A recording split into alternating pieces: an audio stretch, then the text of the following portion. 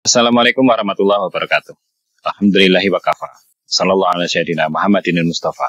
Sallallahu alaihi wa ala alihi wa sahbihi. Ahlu sediki wa wafa amma ba'du. Oke, adik-adik sekalian. Materi lanjutan pada kesempatan kali ini yaitu tentang perjanjian-perjanjian bernama atau kontrak bernama. Nah, pada pertemuan yang lalu kita membahas juga tentang kontrak bernama atau nominat. Yaitu ada sejumlah berapa? 6 kalau tidak salah ya. Dan sisanya kita akan habiskan di pertemuan kali ini. Yang mana perjanjian-perjanjian tersebut tertulis dan diatur dalam KUH Perdata.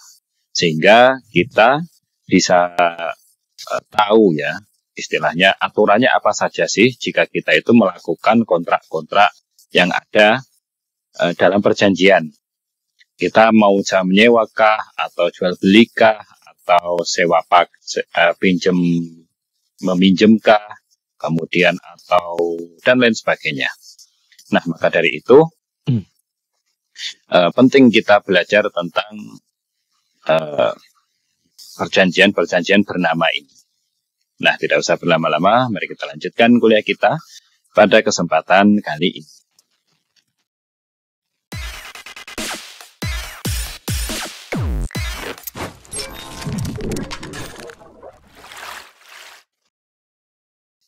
Nah, yang pertama kita akan membahas yaitu tentang penitipan barang.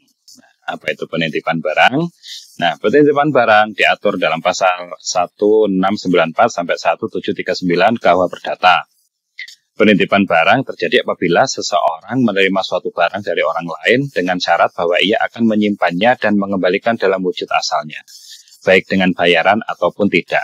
Nah, ini kan kalau dalam Islam namanya wadiah, gitu ya, penitipan barang. Nah, penitipan barang itu bisa dengan bayaran, bisa juga dengan tidak. Nah, kadang kita itu kan mayoritasnya kan banyak yang nggak pakai bayaran, gitu. Nitip-nitip barang-barang yang kecil. Tapi kalau yang besar, barang-barang yang nominalnya istilahnya itu banyak, nah, maka hendaknya pakai bayaran. Nah, gitu ya. Ya, secara kita kan meserahkan harta kita ke orang lain ya, untuk dijaga. Masa kan tidak ada bayarannya kan, ya gimana kan gitu. Nah, jenis penitipan ada 2 macam, yaitu penitipan murni sejati dan penitipan sekestrasi atau penitipan dalam perselisihan. Penitipan murni dapat dilakukan dengan cuma-cuma dan hanya dikhususkan barang bergerak saja.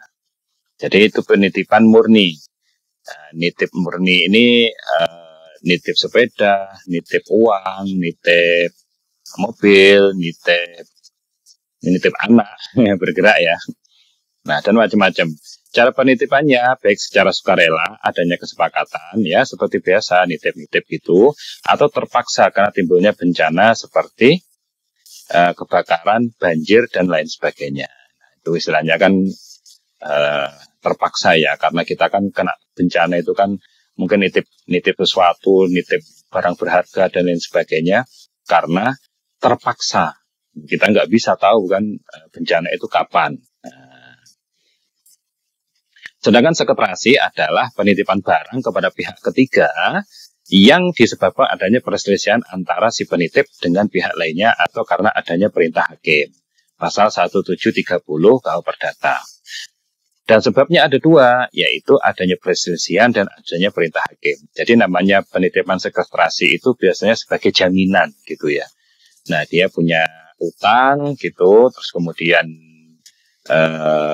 atau dia itu bayar beli sesuatu tapi ternyata bayarnya enggak sesuai gitu. Nah, ada perselisihan, kemudian si hakim ini atau si orang yang beli ini dia punya inisiatif gitu. Kalau yang berselisih ini yang punya hutang atau punya yang beli ini dia punya inisiatif untuk istilahnya memberikan jaminan dengan menitipkan barang itu di pengadilan. Nah, kalau perintah hakimnya berarti diputus, kamu harus bayar gitu kan. Punya uang enggak punya barang apa? Saya punya mobil atau sertifikat tanah. ya harus dijaminkan gitu, dijaminkan bukan di bank, maksudnya dipegang pengadilan.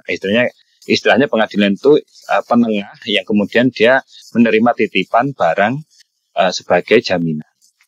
Nah, itu namanya penitipan apa? Sekretasi. Yang mana penitipan itu ya terpaksa gitu ya. Istilahnya ya karena ada perintah hakim atau adanya perselisihan walaupun tanpa perintah hakim. Nah, kemudian selanjutnya, nah kewajiban bagi yang menyimpan barang, apa kewajibannya? Yang pertama ya pasti memelihara barang itu ya.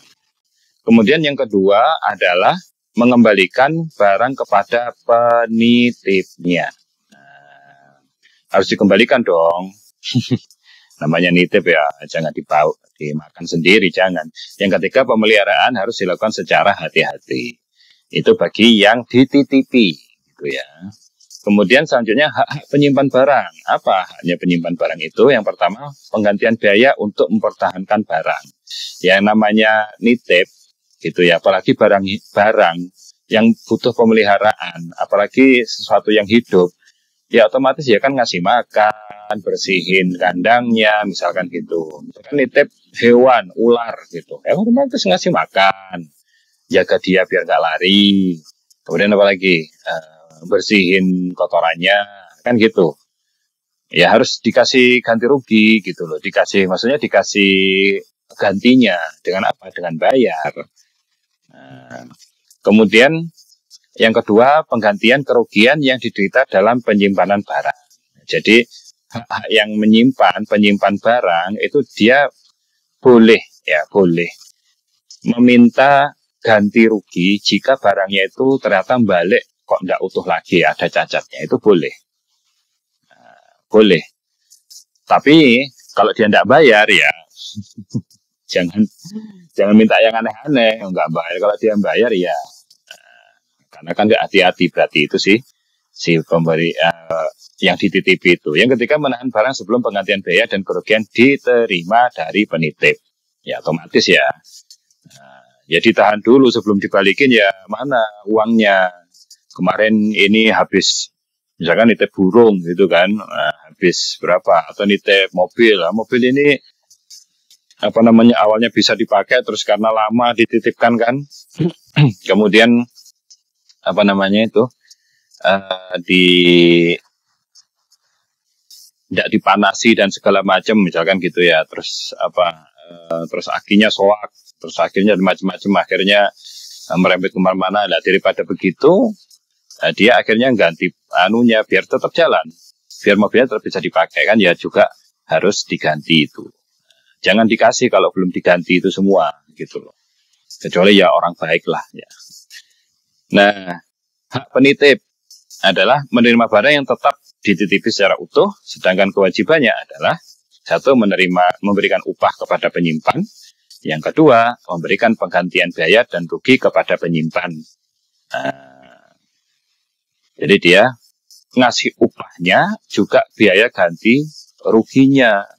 Kadang kita itu ngasih ganti ruginya aja, upahnya enggak. Jangan ya.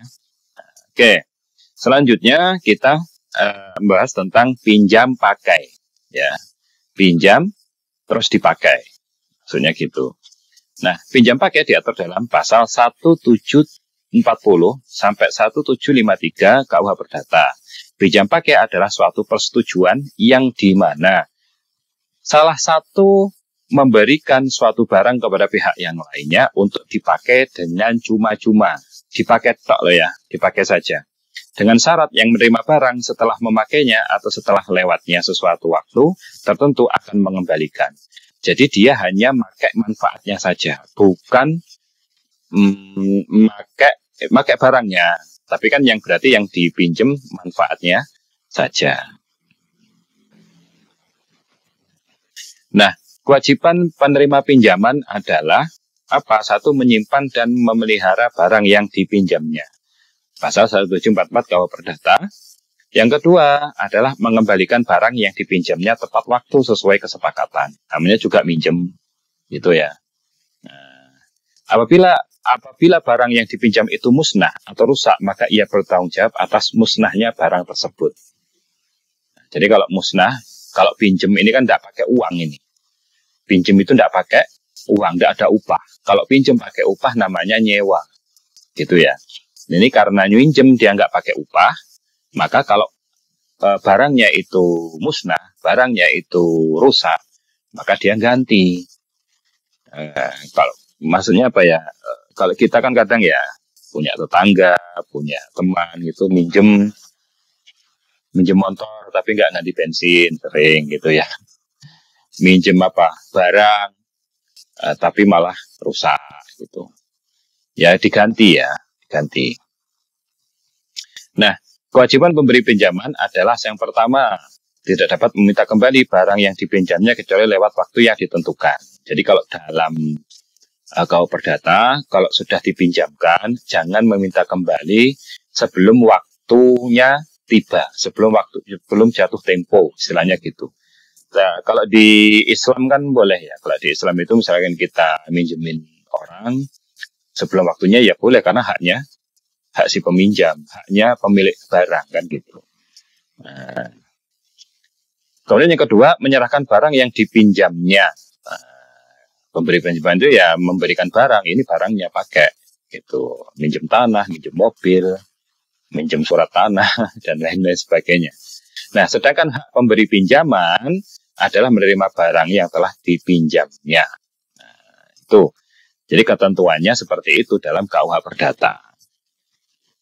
Nah, kemudian selanjutnya kita bahas tentang pinjam meminjam atau pakai habis. Kalau tadi pinjam pakai, barangnya tidak habis gitu ya, barangnya tidak hilang, barangnya balik. Kalau sekarang pinjam tapi kita barangnya tidak balik, nah, gitu. Dia diganti dengan barang lain, nah, gitu ya, yang sejenis yang sama. Namanya pinjam meminjam atau pakai habis. Kalau bahasanya kita hutang, gitu ya. Bahasanya hutang. Pinjam meminjam atau pakai habis diatur dalam pasal 1754 sampai 1762 KUH Perdata, yaitu satu perjanjian yang menentukan pihak pertama menyerahkan sejumlah uang yang dapat habis terpakai kepada pihak kedua dengan syarat bahwa pihak kedua tersebut akan mengembalikan barang sejenis kepada pihak lain dalam jumlah dan keadaan yang sama. Jumlah dan keadaan yang sama. Gitu ya. Itu pinjam meminjam, hutang intinya gitu. Subjeknya adalah pemberi pinjaman atau kreditur dan penerima pinjaman atau debitur.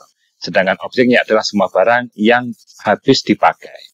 Pinjam beras, pinjam minyak, pinjam gula, pinjam uang. Istilahnya utang gitu ya itu. Karena kalau kita utang gula, berarti apa? Ya gulanya habis toh. Kita konsumsi. Utang beras, berasnya habis kita konsumsi. Utang apalagi? Macam-macam lah ya. Ini namanya apa? Hutang itu. Kalau dalam bahasanya pinjam meminjam. Nah, kewajiban pemberi pinjaman tidak dapat meminta kembali barangnya sebelum lewat waktu yang ditentukan dalam perjanjian. Jadi kalau nggak lewat waktunya ya tidak bisa minta, tidak bisa nagih gitu maksudnya ya. Tidak bisa nagih. Kewajiban peminjam adalah mengembalikan barang yang telah dipinjam dalam jumlah dan keadaan yang sama dan pada waktu yang diperjanjikan. Jelas itu. Dia harus mengembalikan jumlahnya, kemudian keadaannya harus sama di waktu yang diperjanjikan. Jika ia tidak mampu memenuhi kewajibannya, maka diwajibkan membayar harga barang yang dipinjamnya. Dengan syarat ia harus memperhatikan waktu dan tempat di mana barangnya sesuai dengan kontrak. Ya kalau nggak bisa ya ganti uang, intinya begitu. Utang gula, nggak bisa balikin gula, ya ganti uang. Utang beras, nggak bisa balikin beras, ya diganti uang. Berapa harganya? Kalau misalkan kalau misalkan utang uang, nggak bisa nyaur uang di sahur atau dibayar pakai barang, ya bisa, biar pakai emas misalkan. Boleh, gitu ya. Dibayar pakai mobil, boleh. Yang penting kan ada nilainya itu. Dan nanti dalam kontrak itu ya silakan dicantum, harus dibalikkan kapan. Kalau nggak bisa, apa konsekuensinya. gitu loh. Kalau nggak bisa, apa konsekuensinya kan gitu. Nah, kemudian pada dasarnya peminjaman uang atau barang yang habis dalam pemakaian diperbolehkan untuk membuat syarat adanya bunga sesuai kesepakatan. Nah, bunga yang ditetapkan pemerintah yaitu sebesar 6% per tahun. Jadi kalau dalam hukum perikatan kan ini konvensional ya. Jadi boleh ada bunga. Menurut mereka, kalau kita kan tidak boleh. Kalau namanya minjem ya dibalikin sesuai harganya, nominalnya. Bukan ada tambahan. Namanya kan riba kalau di Islam. Nah, tapi kalau di hukum perikatan, KUA Perdata itu boleh ada bunga. Kenapa? Ya karena satu, nilai sebuah barang itu bisa menyusut, bisa juga meningkat, menyusut ataupun naik gitu ya. Nah, kalau misalkan uang kan menyusut, otomatis nilainya tidak sama nanti, gitu. Terus gimana kalau dalam Islam? Kalau dalam Islam ya, kalau utang itu balikinya ditambahi, tapi jangan dipersyaratkan di akadnya. Nanti bunganya sekian ya, balikinya sekian ya. Ada bunganya. Nah, kalau dalam Islam kan tidak boleh. Tapi kita sebagai orang yang minjem, ketika mengembalikan, alangkah baiknya jika ditambahi. Nah, itu pahalanya besar sekali itu. Kenapa? Karena ya satu, nominalnya tidak mungkin sama gitu loh. Secara nominal, secara nilai. Maaf, secara nilai tidak sama nanti. Utang 100 juta tahun ini dengan 100 juta 3 tahun lagi tidak sama. Kalau 100 juta sekarang bisa dibuat beli rumah misalkan, kalau 3 tahun lagi belum tentu bisa dapat rumah yang sama. Nah, gitu. Cuman biasanya di dalam perbungaan ini ya perbankan ya, bank itu tidak 6% per tahun, tapi ya bisa lebih gitu ya, tergantung kebijakannya masing-masing. Cuman pemerintah itu menetapkan bahwasanya bunga itu 6% per tahun. Nah, sekarang kita membahas tentang bunga tetap atau bunga abadi. Jadi ada istilah bunga tetap atau bunga abadi dalam hukum perikatan.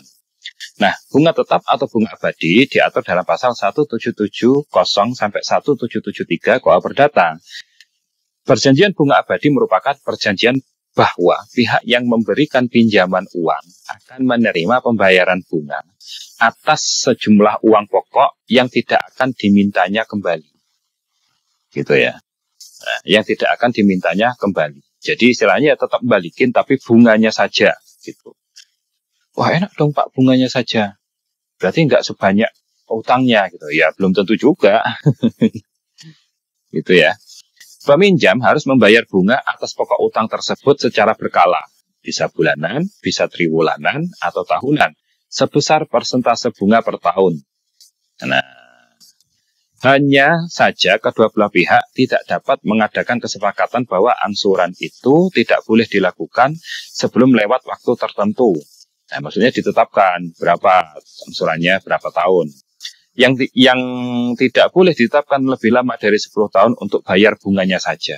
Jadi ada ketetapan bahwasanya bayar bunganya saja itu tidak boleh lebih lama dari 10 tahun.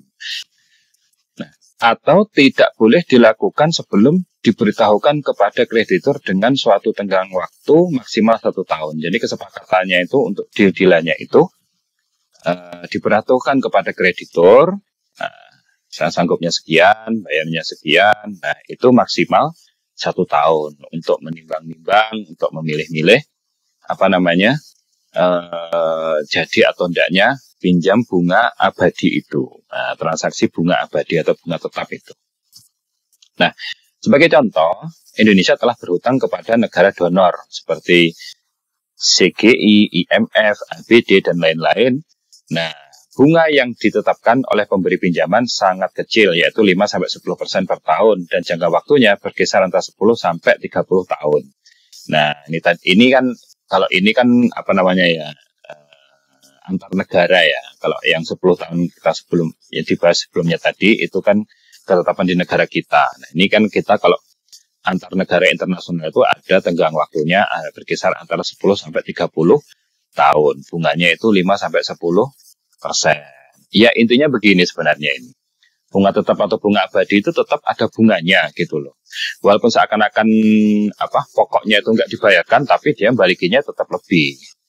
Nah, cuman mungkin bunganya itu katakan rendah, atau ketika dikalkulasi itu nanti negara yang hutang itu tidak kesulitan untuk membayar gitu loh. Bayar bunganya, tapi pokoknya enggak. Tapi ketika dijumlah ya tetap lebih. Nggak ada namanya sudah transaksi itu kemudian dia dengan sukarela, kecuali bantuan ya, bantuan kemanusiaan itu kan cuma-cuma. Tapi kalau hibah itu cuma-cuma.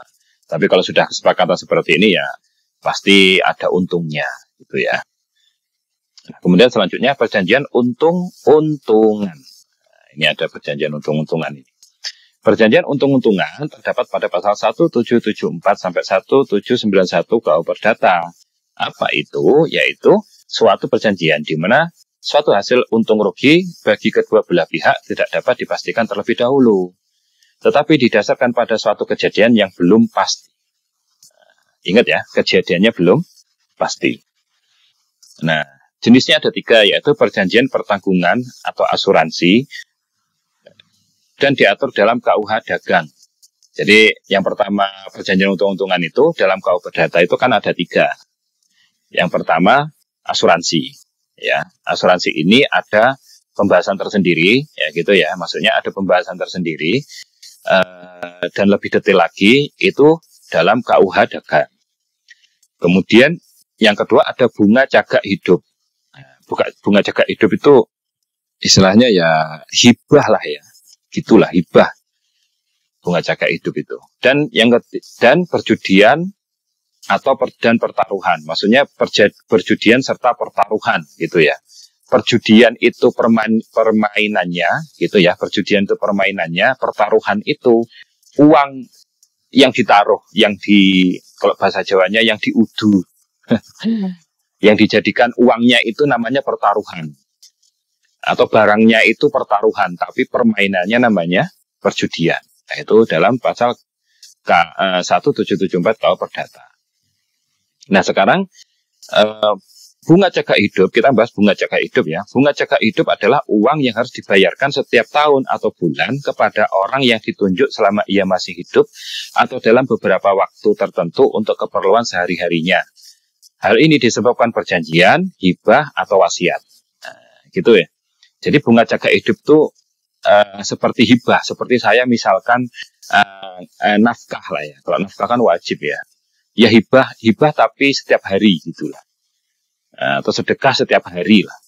Jadi misalkan saya hibah kepada si A gitu ya.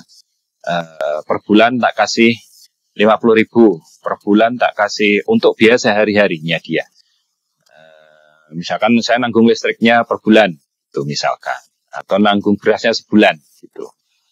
Bisa lewat perjanjian, hibah atau wasiat. Jadi selama saya masih hidup, saya ngasih orang ini, misalkan begitu. Atau kalau wasiat itu berarti ketika saya masih hidup ngomong, nanti kalau saya sudah mati, keuntungan dari perusahaan saya ini, misalkan gitu ya. 5%-nya masuk ke anak yatim, misalkan gitu. Misalkan ke yayasan anak yatim. Itu namanya bunga cagak hidup. Kan untuk keperluan, dengan catatan apa? Untuk keperluan sehari-hari. Selama saya masih hidup atau ditentukan waktunya. Misalkan kalau saya wasiat ya, kalau saya sudah mati, nanti 5% dari perusahaan saya ini keuntungannya diberikan kepada yayasan yatim piatu atau pondok pesantren atau masjid misalkan gitu, dalam tengah waktu 10 tahun misalkan. Nah, gitu ya. Itu dalam perjanjian untung-untungan. Nah, perbedaan mendasar asuransi dengan perjudian atau pertaruhan, bahwa asuransi dalam satu peristiwa yang belum tentu akan terjadi tersebut tidak akan terjadi pada si penjamin. Sedangkan perjudian, suatu peristiwa yang belum tentu akan terjadi tersebut akan terjadi atau tidak akan terjadi. Maksudnya begini, yang namanya apa ya istilahnya, yang namanya asuransi sama perjudian kan hampir sama, hampir mirip. Karena asuransi itu kan dia mengcover, misalkan asuransi jiwa ya, atau asuransi rumah, mengcover kalau nanti rumah ini atau orangnya itu meninggal atau rumah ini rusak, maka ada gantinya, ya gitu. Kalau sedangkan apa namanya si perjudian itu dia kan berarti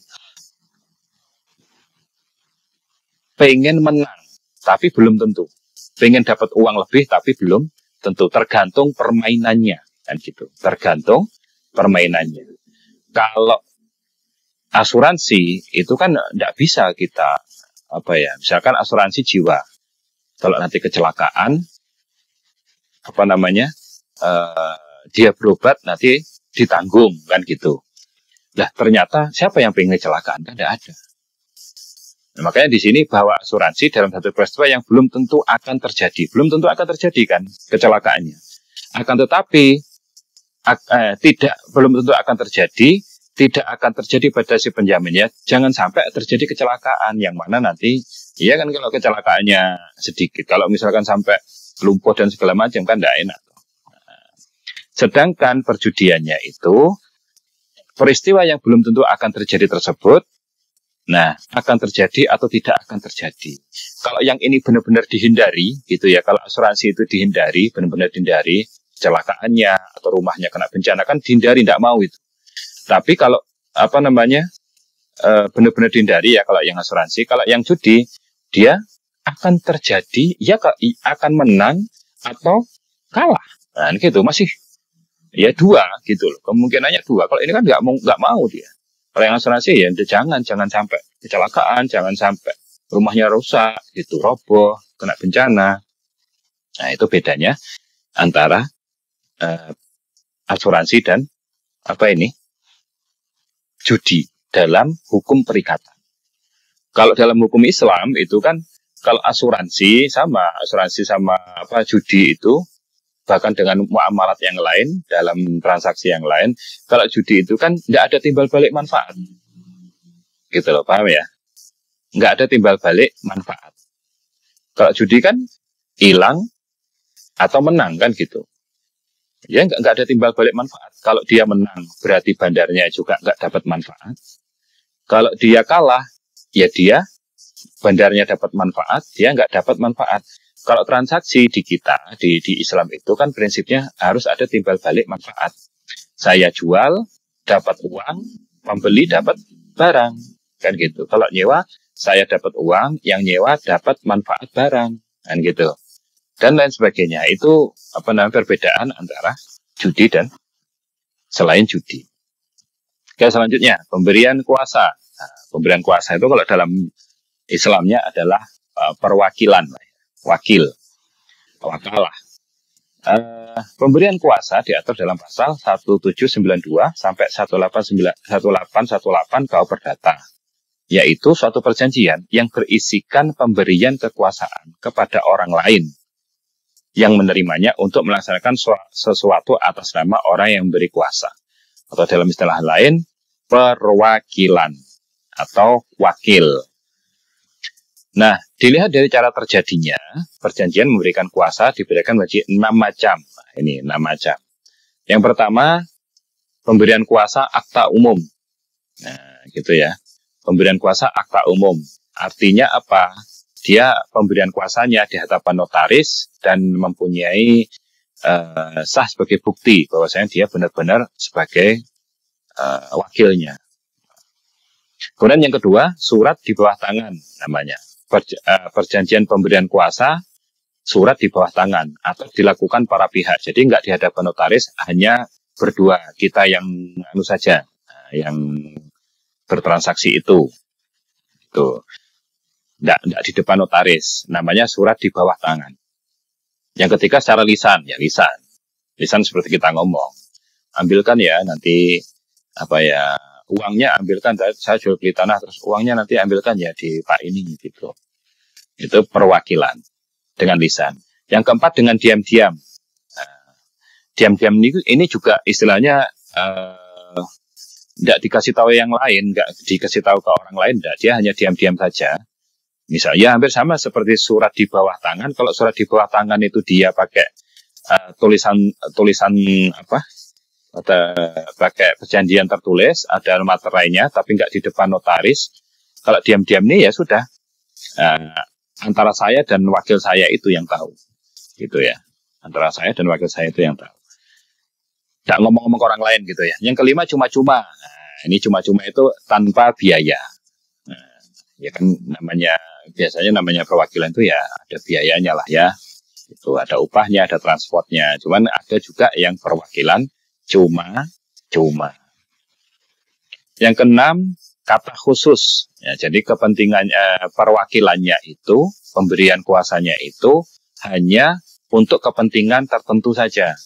Ngambilkan uangnya tok misalkan, atau transaksi jual beli tanahnya saja misalkan, atau transaksi di mobil itu saja misalkan.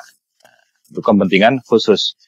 Yang ketujuh, umum atau semua kepentingan pemberi kuasa. Jadi ya semuanya, saya banyak transaksi ini gitu ya, saya punya perusahaan itu jasa dan banyak transaksi, buka cabang di sana ya kan, beli mobil untuk cabang di sini, renov juga kantor dan segala macam kan gitu. Nah, yang ngurus siapa ya? Saya nggak ngangkat wakil pemberi kuasa untuk menjalankan cabang-cabang itu. Misalkan begitu. Namanya atau kepentingan pemberi umum. Jadi semua kan dia ya beli mobilnya, ya renov tempatnya, mungkin dia beli tanahnya gitu ya, atau nyewa tanahnya dan lain sebagainya. Nah, cara berakhirnya pemberian kuasa yaitu penarikan kembali kuasa atau pemberitahuan penghentian kuasanya oleh pemberi kuasa. Jadi yang berhak itu adalah kalau perwakilan ini atau memberi kuasa itu yang superior itu ya yang memberi kuasa atau yang orangnya, bukan wakilnya.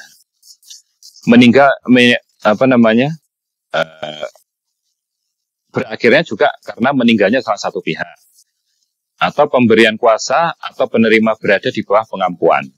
Jadi pemberi kuasanya itu ternyata di bawah pengampuan, orangnya setengah gila gitu ya. Jadi batal itu, berakhir langsung. Kalau tiba-tiba gila itu berakhir. Kemudian atau kawinnya perempuan yang memberi dan menerima kuasa. Pilotnya pemberi kuasa atau penerima kuasa.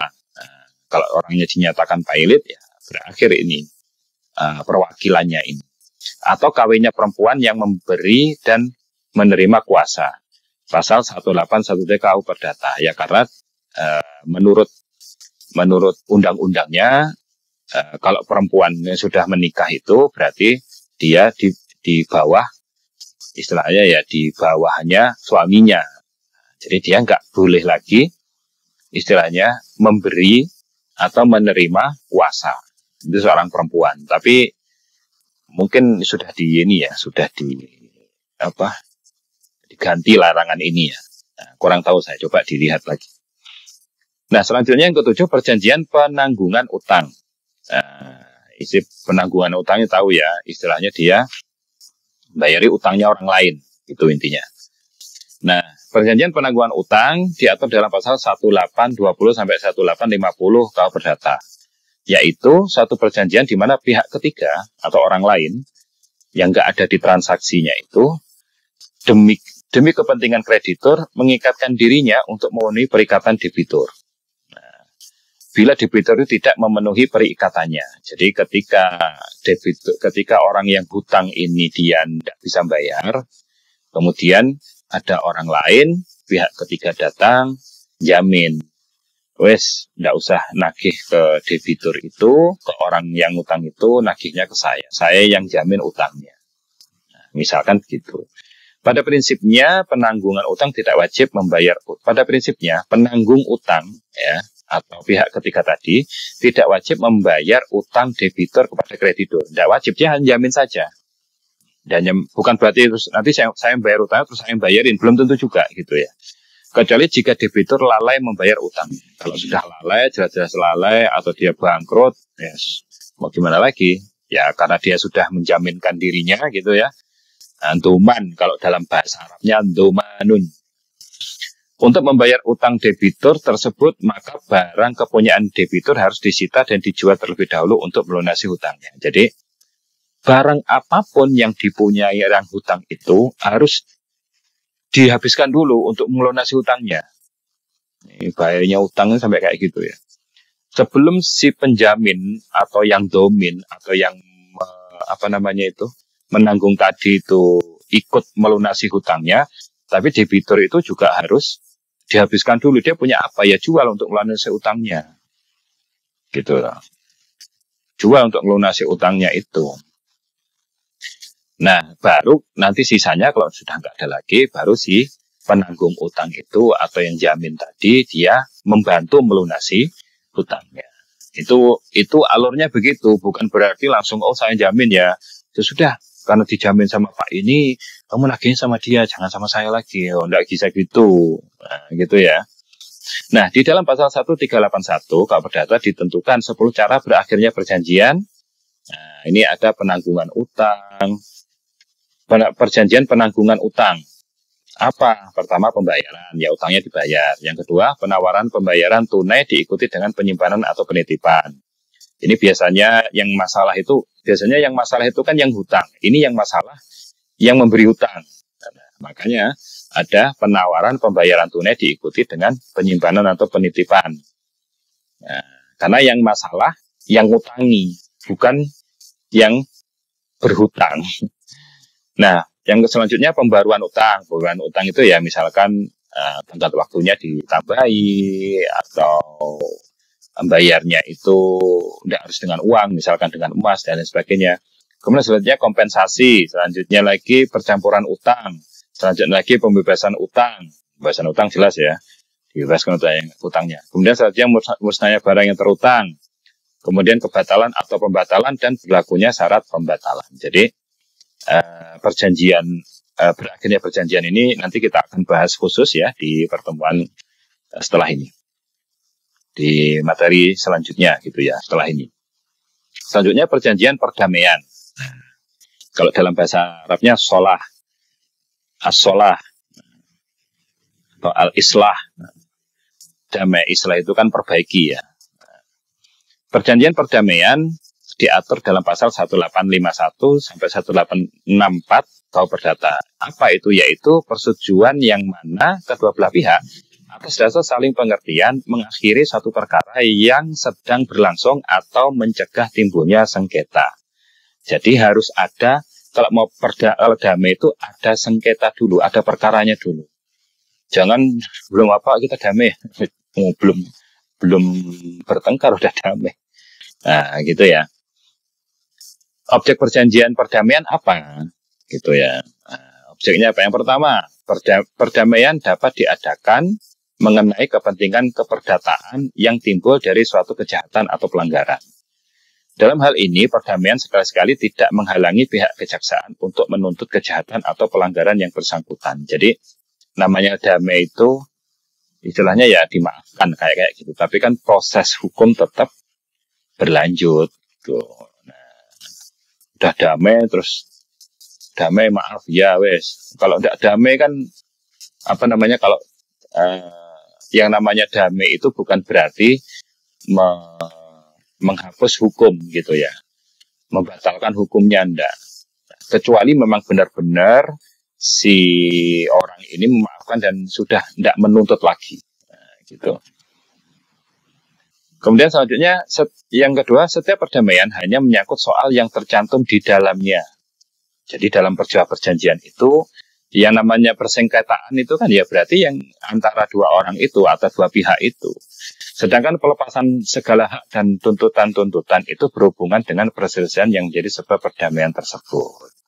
Jadi yang didamaikan itu ya yang ini, yang bertransaksi itu, yang bikin perjanjian itu.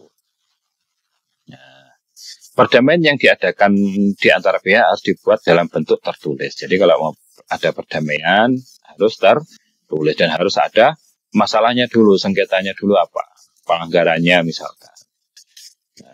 Apa. Nah, selanjutnya, seperti sebuah perjanjian damai antara seorang debitur dan debitur yang sedang mengalami sengketa pembayaran utang. Misalkan bayarnya uang, tapi maunya emas krediturnya. Atau bayarnya itu uang, tapi nominalnya sekian, yang debitur enggak sesuai kesepakatan. Akhirnya kan bersengketa, saling somasi, saling memperingatkan, saling melaporkan, gitu.